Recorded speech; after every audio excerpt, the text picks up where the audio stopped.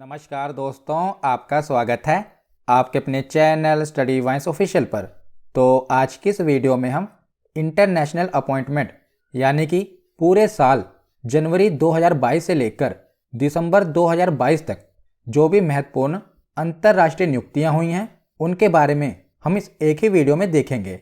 इससे पिछली वीडियो में मैंने वर्तमान में कौन क्या है इस टॉपिक को बहुत ही अच्छे तरीके से समझाया था और आज की इस वीडियो में हम इंटरनेशनल अपॉइंटमेंट देखेंगे। और अगर आप ये पूरी वीडियो एंड तक देख लेंगे तो इस टॉपिक से आपको बाहर प्रश्न देखने को नहीं मिलेगा। तो चलिए बिना देरी किए हुए वीडियो को शुरू करते हैं। तो चलिए वीडियो की शुरुआत करते हैं। तो देखिए, प्रश्न तो आपसे ऐसे पूछा जाएगा कि पेरू की राष्ट्रपति कौन बनी है, पर उसी के साथ साथ हम जो भी उस क्वेश्चन से रिलेटेड एक्स्ट्रा इन्फॉर्मेशन होगी ना वो भी साथ में देख लेंगे ताकि आप उसे रिलेट कर पाएँ। वैसे तो आपसे यही पूछा जाएगा कि पेरू की पहली राष्ट्रपति कौन बनी है, फिर भी हम साथ में उससे रिलेटेड कोई एक्स्ट्रा इन्फॉर्मेशन है वो भी देखते चलेंगे। तो पेरू की पहली महिला राष्ट्रपति कौन बनी है, तो ये पहली महिला राष्ट्रपति हैं इसलिए ज़्यादा इंपॉर्टेंट है। तो इनका नाम है डीना बोलुआर्टे। क्या नाम है? डीना बोलुआर्टे।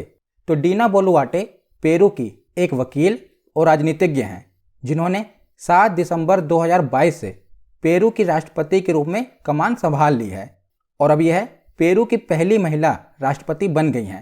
तो पेरू के 200 साल के इतिहास में ये पहली बार हुआ है कि किसी महिला को राष्ट्रपति बनाया गया है, इसीलिए प्रश्न इंपॉर्टेंट है।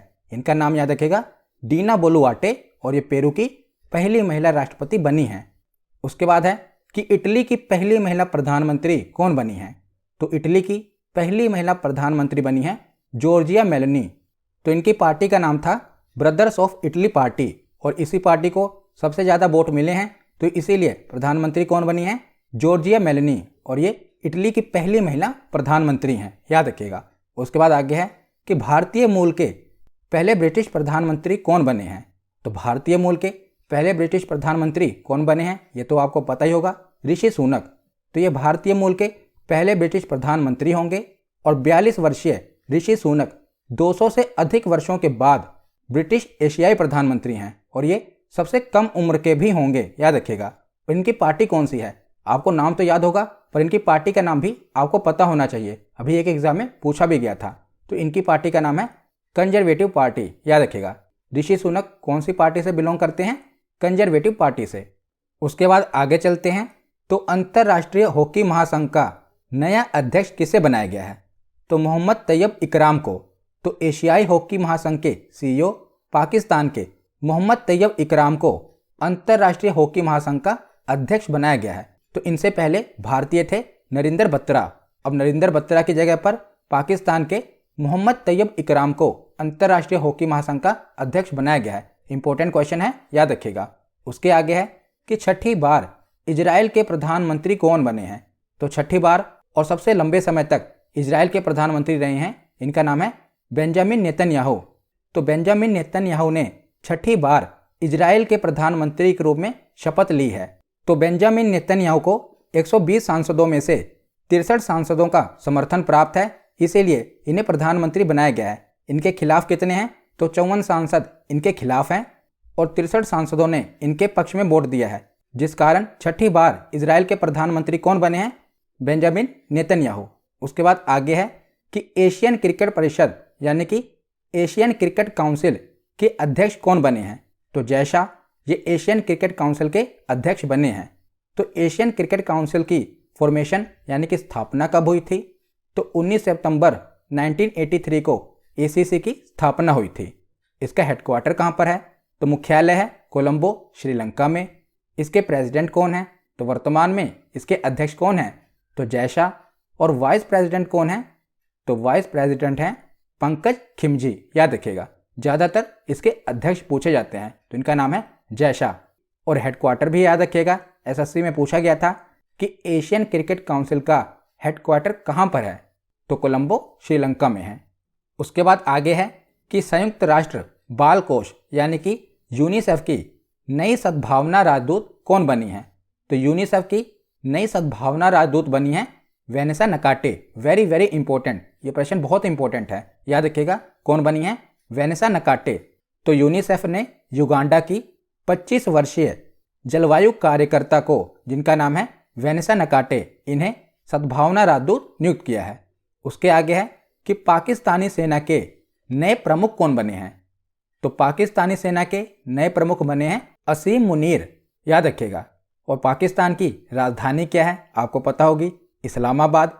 वहाँ के राष्ट्रपति कौन हैं, आरिफ अलवी पाकिस्तान के राष्ट्रपति हैं। पाकिस्तान के प्रधानमंत्री हैं शहबाज शरीफ, और वहाँ की मुद्रा है पाकिस्तानी रुपया।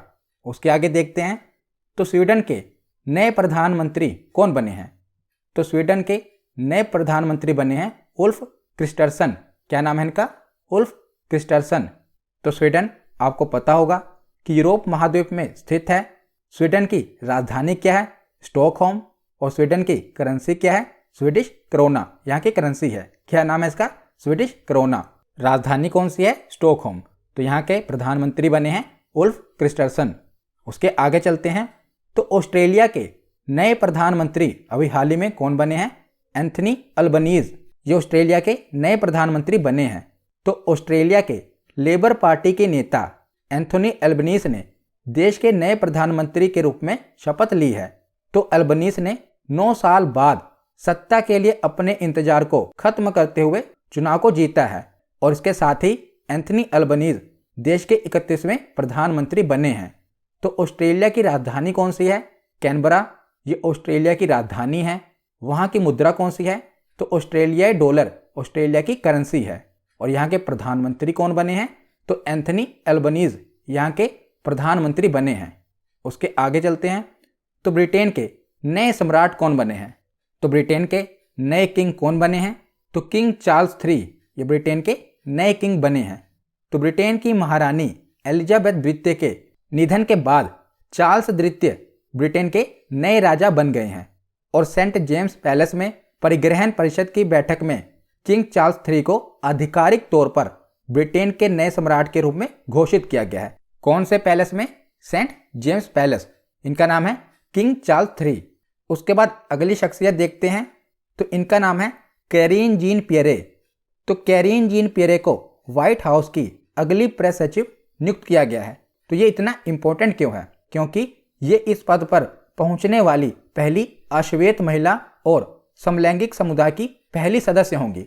तो एक तो ये समलैंगिक समुदाय की पहली महिला हैं और इसके साथ साथ पहली अश्वेत महिला हैं जो यहाँ तक पहुंची हैं, इसीलिए इंपॉर्टेंट है। तो ये कैरीन जीन पियरे व्हाइट हाउस की अगली प्रेस सचिव नियुक्त की गई हैं। उसके बाद अगला नाम है केतन जी ब्राउन जैक्सन। तो केतन जी ब्राउन जैक्सन अमेरिका के सुप्रीम कोर्ट में पहली अश्वेत महिला न्यायाधीश बनी हैं, इसीलिए ये भी इंपॉर्टेंट नेम है क्योंकि ये अमेरिका के सुप्रीम कोर्ट में पहली अश्वेत महिला न्यायाधीश बनी हैं। उसके आगे हैं गीता गोपीनाथ। तो गीता गोपीनाथ को अंतर्राष्ट्रीय मुद्रा कोष यानी कि इंटरनेशनल मॉनेटरी फंड का उप प्रबंधक निदेशक डिप्टी मैनेजिंग डायरेक्टर बनाया गया है।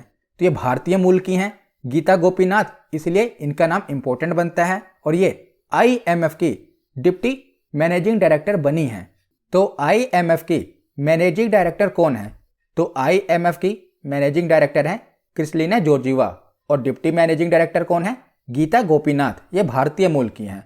उसके आगे नाम है उर्जित पटेल। तो उर्जित पटेल आपको पता होगा कि RBI के गवर्नर रह चुके हैं।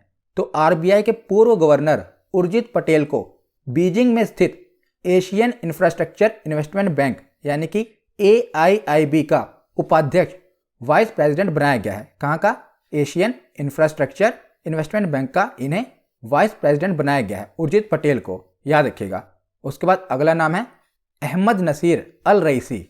तो अहमद नसीर अल रईसी इंटरपोल के नए अध्यक्ष बने हैं। इंटरपोल यानी कि इंटरनेशनल क्रिमिनल पुलिस ऑर्गेनाइजेशन। तो संयुक्त अरब अमीरात के अहमद नसीर अल रईसी इंटरपोल के नए अध्यक्ष बने हैं। तो इंटरपोल का हेडक्वार्टर कहाँ पर है, तो इंटरपोल का हेडक्वार्टर फ्रांस के लियोन में है और इसके नए अध्यक्ष बन गए हैं अहमद नसीर अल रईसी। उसके बाद अगला नाम है नंदमूल चंदानी का। तो ये भी भारतीय मूल के हैं और इतने ऊंचे पद तक पहुंचे हैं तो इनका नाम भी इंपॉर्टेंट बन जाता है। तो भारतीय मूल के IT विशेषज्ञ नंदमूल चंदानी अमेरिकी खुफिया एजेंसी जिसे CIA कहते हैं, वहाँ पर ये CTO यानी कि चीफ टेक्नोलॉजी ऑफिसर नियुक्त किए गए हैं। कौन? नंदमूल चंदानी। तो नंदमूल चंदानी अमेरिकी खुफिया एजेंसी में CTO नियुक्त किए गए हैं, इसीलिए इंपॉर्टेंट है क्योंकि ये भारतीय मूल के हैं। उसके आगे है टी राजा कुमार। तो टी राजा कुमार को फाइनेंशियल एक्शन टास्क फोर्स यानी कि FATF का अध्यक्ष नियुक्त किया गया है। किसे? टी राजा कुमार को। तो फाइनेंशियल एक्शन टास्क फोर्स की फॉर्मेशन कब हुई थी?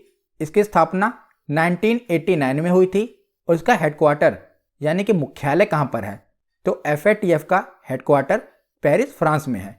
तो नंदमूल चंदानी CIA के CTO बने हैं और टी राजा कुमार FATF के नए अध्यक्ष बने हैं। उसके बाद आगे चलते हैं और अगली शख्सियत को देखते हैं।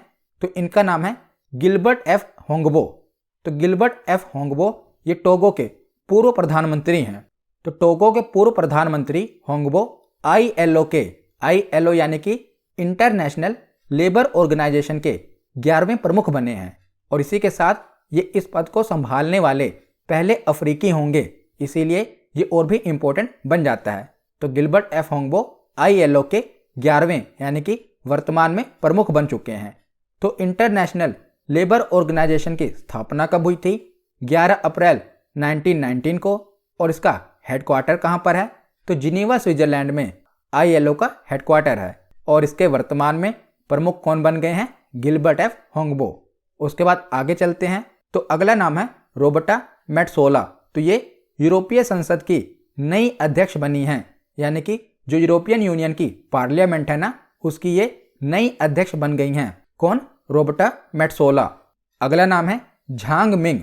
तो चीन के वरिष्ठ राजनयिक झांग मिंग शंघाई सहयोग संगठन, जिसे हम शॉर्ट में SCO कहते हैं, शंघाई कॉरपोरेशन ऑर्गेनाइजेशन, इसके ये नए महासचिव बने हैं। कौन? झांग मिंग SCO के ये नए महासचिव बने हैं। तो रोबर्टा मेट्सोला यूरोपियन यूनियन की पार्लियामेंट की अध्यक्ष बनी हैं और झांग मिंग SCO के नए महासचिव बने हैं। उसके बाद आगे चलते हैं। तो हैथम अल घिस। तो आपको पता होगा OPEC एक ऑर्गेनाइजेशन है, जितनी भी पेट्रोलियम निर्यात करने वाली कंट्रीज हैं उनका एक ग्रुप बना हुआ है ना, OPEC, जिसे कहते हैं organisation of the petroleum exporting countries, उसे शॉर्ट में OPEC कहते हैं। तो OPEC ने कुवैती तेल कार्यकारी हैथम अल घिस को अपना नया महासचिव नियुक्त किया है। तो इनका नाम क्या है? हैथम अल घिस OPEC के नए महासचिव बने हैं। तो OPEC का मुख्यालय कहाँ पर है? इसका मुख्यालय ऑस्ट्रिया के वियना में है। और OPEC की स्थापना कब हुई थी? तो OPEC की स्थापना 1960 में बगदाद में हुई थी। बगदाद कहाँ पर है? इराक में है। तो OPEC के महासचिव कौन बने हैं? हैथम अल घिस। उसके बाद आगे है Catherine Russell. Very very important. तो कैथरीन रसेल को यूनिसेफ का हेड नियुक्त किया गया है, यानी कि इन्हें यूनिसेफ का प्रमुख नियुक्त किया गया है। तो यूनिसेफ की फुल फॉर्म क्या होती है? United Nation children's fund. इसकी स्थापना कब हुई थी? तो 11 दिसंबर 1946 को यूनिसेफ की स्थापना हुई थी। इसका हेडक्वार्टर न्यूयॉर्क सिटी में है, यानी कि अमेरिका के न्यूयॉर्क में है। तो यूनिसेफ की प्रमुख कौन बनी है? Catherine Russell. अभी पीछे हमने यूनिसेफ की सद्भावना राजदूत के बारे में पढ़ा था कि यूनिसेफ ने सद्भावना राजदूत यानी कि गुडविल एम्बेसडर किसे नियुक्त किया था? तो उनका नाम था वेनेसा नकाटे। पीछे हमने पढ़ा था ना, युगांडा की 25 वर्षीय वेनेसा नकाटे को यूनिसेफ की नई सद्भावना राजदूत नियुक्त किया गया है। और यूनिसेफ की प्रमुख कौन है? Catherine Russell. उसके बाद आगे चलते हैं। अगला नाम है हेमंत धनजी। तो भारतीय मूल के हेमंत धनजी को ऑस्ट्रेलिया के सुप्रीम कोर्ट का जज नियुक्त किया गया है। इसीलिए ये नाम इंपॉर्टेंट है क्योंकि ये ऑस्ट्रेलिया के सुप्रीम कोर्ट के जज बने हैं और ये भारतीय मूल के हैं। इनका नाम है हेमंत धनजी। और एक और है भारतीय मूल की अनीता आनंद। इन्हें तो कनाडा का यानी कि कनाडा का रक्षा मंत्री बनाया गया है। बहुत ही ज़्यादा इंपॉर्टेंट है।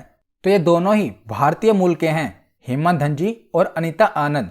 तो हेमंत धनजी को ऑस्ट्रेलिया के सुप्रीम कोर्ट का जज बनाया गया है और अनीता आनंद को कनाडा का रक्षा मंत्री बनाया गया है। Very very important. उसके आगे चलते हैं। तो अगला नाम है सारा गिल।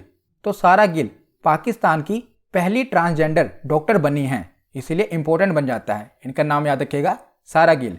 ये पाकिस्तान की पहली ट्रांसजेंडर डॉक्टर बनी हैं। उससे अगला नाम है नोरा अल मतरोशी। तो नोरा अल मतरोशी UAE की पहली महिला अंतरिक्ष यात्री बनी हैं। तो एक पाकिस्तान की पहली ट्रांसजेंडर डॉक्टर हैं सारा गिल, और दूसरी नोरा अल-मतरोशी, ये यूएई की पहली महिला अंतरिक्ष यात्री बनी हैं। उसके आगे है अपराजिता शर्मा। तो अपराजिता शर्मा को अंतर्राष्ट्रीय दूरसंचार संघ यानी कि इंटरनेशनल टेलीकम्युनिकेशन यूनियन की स्थायी समिति का उपाध्यक्ष नियुक्त किया गया है। किसे? अपराजिता शर्मा को। ये भी भारतीय मूल की हैं। तो जो भी भारतीय मूल के हैं और अंतर्राष्ट्रीय स्तर पर किसी ऊंचे पद पर पहुंचे हैं, उनका नाम तो आपके लिए बहुत ही इंपॉर्टेंट है। इसीलिए जितने भी भारतीय मूल के हैं और अंतर्राष्ट्रीय स्तर पर वो ऊंचे पद पर पहुंचे हैं, उन्हें तो मैंने जरूर कवर किया है, क्योंकि ये सभी नाम इंपॉर्टेंट है। तो अपराजिता शर्मा ये ITU यानी कि इंटरनेशनल टेलीकम्युनिकेशन यूनियन की उपाध्यक्ष बनी हैं। उसके आगे हैं रणजीत सिंह दिसाले। तो रणजीत सिंह दिसाले को जून 2021 से जून 2024 तक विश्व बैंक का शिक्षा सलाहकार नियुक्त किया गया है, और ये भारतीय हैं, भारतीय मूल के नहीं हैं, भारतीय हैं। रणजीत सिंह दिसाले, इन्हें विश्व बैंक का शिक्षा सलाहकार नियुक्त किया गया है। उसके आगे चलते हैं। तो अगला नाम है पियरे ओलिवियर गोरिचंस। तो फ्रांस में जन्मे अर्थशास्त्री पियरे ओलिवियर गोरिचंस को अंतर्राष्ट्रीय मुद्रा कोष का अगला मुख्य अर्थशास्त्री के रूप में नामित किया गया है। तो इन्हें IMF का चीफ इकोनॉमिस्ट बनाया गया है कि इन्हें पियरे ओलिवियर गोरिचंस। अभी हमने पीछे पढ़ा था कि गीता गोपीनाथ को डिप्टी मैनेजिंग डायरेक्टर बनाया गया था, और ये चीफ इकोनॉमिस्ट बने हैं IMF के। तो IMF यानी कि इंटरनेशनल मॉनेटरी फंड, इसकी स्थापना 27 दिसंबर 1945 को हुई थी। इसका हेडक्वार्टर वाशिंगटन DC यानी कि अमेरिका में है। इसकी मैनेजिंग डायरेक्टर कौन है? Kristalina Georgieva. और डिप्टी मैनेजिंग डायरेक्टर कौन है? गीता गोपीनाथ। और इसके चीफ इकोनॉमिस्ट कौन बने हैं? Pierre Olivier Gourinchas. तो ये सब आपको याद होना चाहिए। उसके बाद आगे चलते हैं। तो फ्रांस की नई प्रधानमंत्री कौन बनी है? तो फ्रांस की नई प्रधानमंत्री बनी है एलिजाबेथ बोर्न। क्या नाम है इनका? Elisabeth Borne.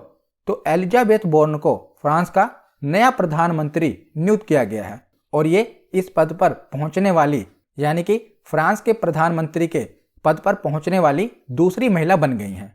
इनका नाम क्या है? Elisabeth Borne. तो फ्रांस की राजधानी कौन सी है? पेरिस। और फ्रांस के राष्ट्रपति कौन है? तो फ्रांस के राष्ट्रपति हैं इमैनुअल मैक्रोन, ये फ्रांस के राष्ट्रपति हैं। और एलिजाबेथ बोर्न ये फ्रांस की नई प्रधानमंत्री हैं। उसके आगे है कि श्रीलंका के 15वें प्रधानमंत्री कौन बने हैं? तो श्रीलंका के 15वें प्रधानमंत्री बने हैं दिनेश गुणवर्धने, याद रखिएगा। और श्रीलंका की कैपिटल कौन सी है?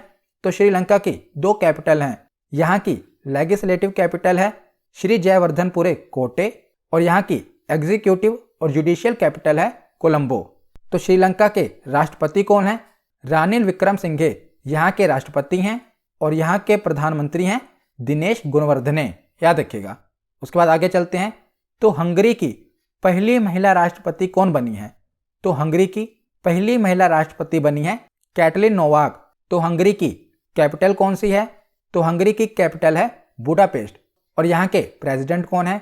तो हंगरी के प्रेसिडेंट हैं कैटलिन नोवाक, और यहाँ के प्राइम मिनिस्टर हैं विक्टर ओर्बन, याद रखिएगा।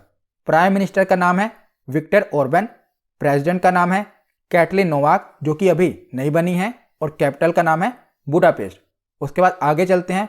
तो अभी हाल ही में 1 जनवरी 2023 को तीसरी बार ब्राजील के राष्ट्रपति कौन बने हैं? तो अभी हाल ही में ब्राजील के राष्ट्रपति बने हैं लूला डा सिल्वा। तो इनका ये नाम है, याद रखिएगा, लूला डा सिल्वा। तो इनका पूरा नाम है लुइस इनासियो लूला डा सिल्वा। तो लूला डा सिल्वा ने ब्राजील के राष्ट्रपति के रूप में अभी हाल ही में शपथ ली है, और ये तीसरी बार ब्राजील के राष्ट्रपति बने हैं। तो इनसे पहले कौन थे जो चुनाव में हार गए? तो जायर बोल्सोनारो इनसे पहले राष्ट्रपति थे ब्राजील के, जो कि चुनाव में हार गए, और अभी वर्तमान में कौन बन गए हैं? लूला डा सिल्वा। तो आज का आखिरी प्रश्न है कि पाकिस्तान के सुप्रीम कोर्ट की पहली महिला जज कौन बनी है? तो पाकिस्तान के सुप्रीम कोर्ट की पहली महिला जज बनी है आयशा मलिक। तो पाकिस्तान की कैपिटल कौन सी है? इस्लामाबाद। प्रेसिडेंट का नाम क्या है? आरिफ अलवी। और प्राइम मिनिस्टर कौन है? शहबाज शरीफ। अभी हमने पीछे देखा था पाकिस्तान की पहली ट्रांसजेंडर डॉक्टर कौन बनी थी? सारा गिल। और यहाँ के सुप्रीम कोर्ट की पहली महिला जज कौन बनी है? आयशा मलिक। तो आज की ये वीडियो यहीं पर ख़त्म होती है। कैसी लगी ये वीडियो कमेंट सेक्शन में ज़रूर बताना। धन्यवाद।